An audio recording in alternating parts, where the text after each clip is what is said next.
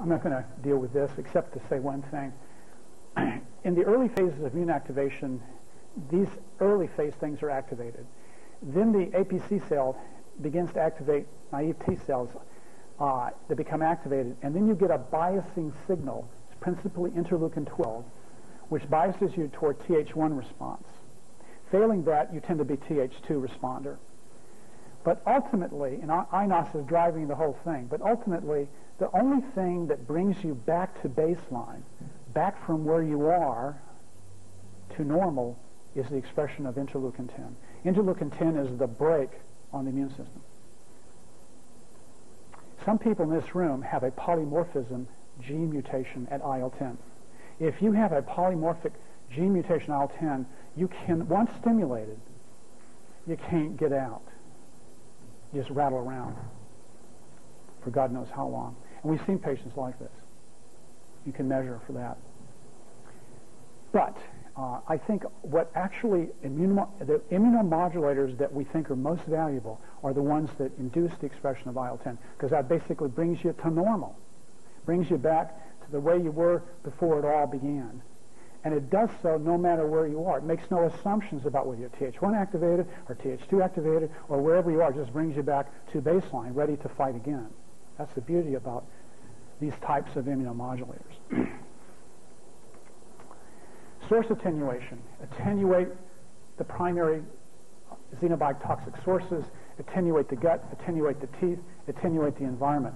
Very good advice, and all of you who've done anything about gut manipulation can find that you feel better when you address your gut microecology. My favorite treatment is S. boulardii.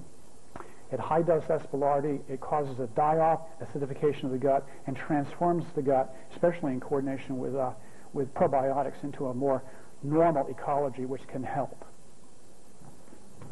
The trick for S. boulardii is to take enough. Teeth, short of pulling the teeth, I have patients gargle with a echinacea-based mouthwash that keeps at least the junk down in their mouth. Environmental attempts to improve the environment relative to whatever, whether it be indoor air pollutants or whether it be mold or anything that you can buy or get or do to improve the environment is well worthwhile. It reduces the load that you're under.